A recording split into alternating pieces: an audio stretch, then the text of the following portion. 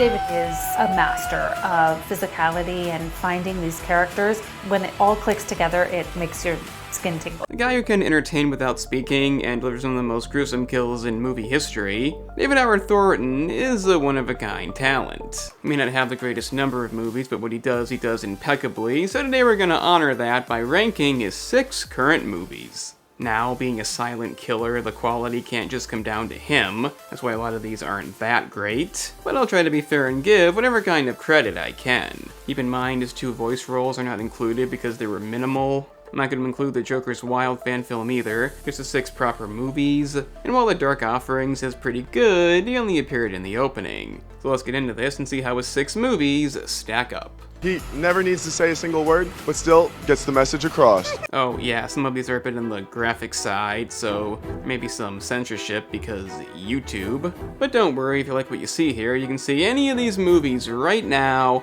on this very platform. You know, YouTube. For a nominal fee, of course. He's smart. He's so damn smart. He's a mean one, that Mr. Bitch! You know, when I covered The Mean One 2 Decembers back, I spoke very negatively about it, mainly due to the abysmal effects, the non-interesting story, mediocre acting, which is all quite true, but what I never really got into is the missed opportunity here. Being a Grinch horror movie, they really could have done something with that because in a way, he is kind of somebody who was exiled for simply not liking Christmas. Now, I'm not saying that's the message behind any of these movies, although the CGI one is a bit obsessive. So in a horror-themed setting, they really could have leaned into that idea. I mean, what better time than the modern age to mix horror with cancel culture? The concept fits perfectly. It even ends with him turning good. His heart fucking grows and explodes. But the reason he's going on a rampage and murdering anybody who celebrates Christmas is essentially because of a misunderstanding. Cindy, you-know-who's mother died by accident because she was afraid of him, in which Cindy called him a monster, and that's basically it. Turned love into hate. Monster! Monster! What follows is boring slasher movie nonsense. Yeah, David does still do a great job when he's allowed to, but aside from one massacre-like scene that still has awful effects, he doesn't get a lot of time to shine. It's just a wasted idea. They could have done something with it. I don't love a lot of these, but the rest are at least worth looking into. This one isn't. There's nothing really good about it. Nothing stands out. It's the only David Howard Thornton movie. You may as well skip. Justice is poetic when it happens that way. Hey, Dave! Dave, you gotta see this. You know, you really gotta give this guy some credit. The same year as what will be the most profitable non-rated movie of all time, and he's in a movie when he plays 1/4 the killer. Don't get me wrong, in a setting about live stream killers, he makes his presence known. You don't need me to tell you which number he is. But with even less attention on him, the quality really comes down to everything else. I'll give the movie some credit, it's unexpected, dare I say, enjoyable toward the end, but no matter how many cameos you cram into the end credits, you still gotta get to them, and that might not happen. You see the family who don't get along that good that choose to vacation at this place, are about as interesting and special as a wet carrot. And that's a big issue because the bulk of the movie is trying to make you care about them, and that really makes it hard to get to the good parts. None of the other victims last that long. They're mainly killed upon you seeing them. Some live for a few scenes. There is one disturbing death involving a guy's chest being used to play tic-tac-toe. But focusing on a boring family and 3/4 generic killers really makes it hard to get into. It does have shocking moments, deaths you don't expect, a guy with a laughably bad accent, but it also has David sharing the spotlight with a big guy, a female, and guy number 1. Given the premise, that does make sense, more power to him for doing it, but with a dull as shit family and not much else to pull you in, or even keep you invested that long, Stream is a hard sell. That said, it may be worth a watch. Your life is online, and it all can be taken away by the click of a mouse. If you're just tuning in, I'm sitting here live with the sole survivor of the Miles County Massacre, which occurred exactly 1 year ago today. Yes, the Terrifier franchise will not completely dominate. I'll tell you why. The first movie may have David Howard Thornton completely nailing it, as he always does, and plenty of insanely violent kills, but that's about it. Sorry. There's no real protagonist. It's likely the reason when people look at the franchise as sexist. I don't remotely agree with that. That's ridiculous. But given the clown basically wins and no real narrative to get into, it's essentially a movie about watching gruesome deaths. Now granted, it does have the infamous hacksaw scene, which Terrifier 2 did not top, but that's just one memorable scene in a movie that's basically a snuff film. Despite being a huge fan of this franchise, I did not see any of these until Part 2 came out. A scene from that movie got my attention, and it was enough to get me to watch All Hallows Eve, which David did not play in, and I preferred that to this. Highly imaginative, incredibly inventive. I then watched this movie and wasn't really excited for Part 2. Luckily that was not well founded, but aside from Victoria Hayes playing a big role in the third movie, you really don't need to see this. Yeah, I put it ahead of stream, but if you love Part 2 and 3, and you've never seen this, you can basically skip it. I'm honestly not a fan of obsessively violent movies unless they're actually good, and most of them really aren't. This franchise may be the exception, but not the one that started it. It's good. It's a good thing. Important to stay positive, right? Doesn't mean you can't like the video and subscribe down below. I mean, it's just an opinion. And check out the gaming channel for the same kind of content with games. Link in the description. David Howard Thornton is Steamboat Willie. That's right, I prefer the newest David Howard Thornton movie, Screamboat, to one of the Terrifier movies. Are you out of your fucking mind? Now look, I'm not saying Screamboat is that great either, but it is pretty enjoyable.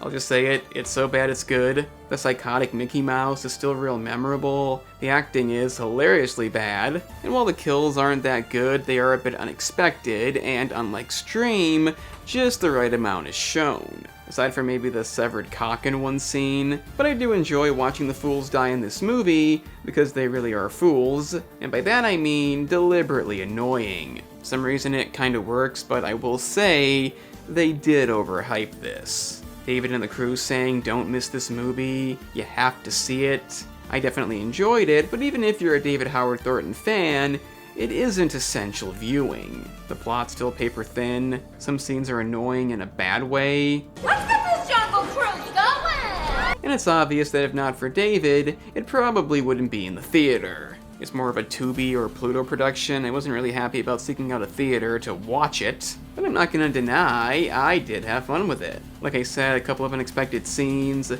effects were handled okay. Not sure about the whole love interest twist, but it is what it is. I put this over a Terrifier movie. That being said, from this point on, it's a substantial gap. David Howard Thornton running around in a little mouse outfit. What could beat it? How would you feel if, God forbid, he attacked someone in our family and people celebrated him? That's basically what you're doing. The movie that rocketed up the status of pretty much anybody involved, and that's for good reason. Another controversial pick, as many put this at #1, I wholeheartedly don't agree, but I will say it is the most unexpected. Who would have guessed Terrifier 2 could be the most shocking movie for reasons that don't involve blood and gore? The creepy mute pale girl, the wildly provocative costume, the bizarre dream sequence that wasn't completely needed, and even the obsessive runtime. It's a movie that, if anything, demands your attention. Unfortunately, some of this is the reason why it's not #1. The most graphic scene in the movie is not anything creative, it's just ridiculous. I hate to knock the actress here, but she isn't exactly convincing. As somebody who's being essentially taken apart, I just don't buy it. And that's too bad, because most of these graphic death scenes do feel realistic. The movie met some criticism due to its premise not explaining enough. I think you're the only one who can stop him. Why? I don't know. But given the third film that did answer a few questions, and the upcoming fourth movie is meant to dive into Art's backstory, I honestly feel there is a big picture here, and those complaints are premature. I can see why nobody would expect that, kinda like this movie, but the real issue comes down to being too long and scenes that go nowhere. I mean, honestly, the Halloween party is completely pointless. It only exists so the costume can get made. In fact, a big party massacre is a concept the third movie won't give us either, though it could've. Hopefully a bigger budget will change that. And the climax is way too long. We don't need to see Art get killed 2 times to know we can't be killed. But I do appreciate how unapologetic it is. Sure, Sienna is not gonna die, neither is Jonathan here, but there really is no holding back. The way Art gets beheaded is one of the most epic finales in any horror movie, and let's face it, the costume is appreciated. It's revealing. It may not be fun to wear, as none of these costumes are, but it is what made the character so iconic. This is the movie that really made the franchise what it is. 2 iconic characters to go head-to-head in 2 more sequels, and I'll just say it, not that many franchises did it this good. For those who are infuriated about that and are about to name whatever other overblown franchise, that won't be an issue either because it's probably not gonna go past the 4th movie. Meaning, unlike Halloween and the Texas Chainsaw Massacre franchise, it won't become a complete joke and/or confusing mess. Unless Hollywood somehow gets their hands on it, but Terrifier 2 really is where it began. It's by no means perfect, but it's also really damn memorable. I can see why some don't like it. It's clearly not my favorite. By now you know what is. But like my number 1 pick, it's a movie you have to see to believe. Just don't act surprised when a bunch of people get killed tonight. I mean, sitting across from someone who actually encountered Art the Clown?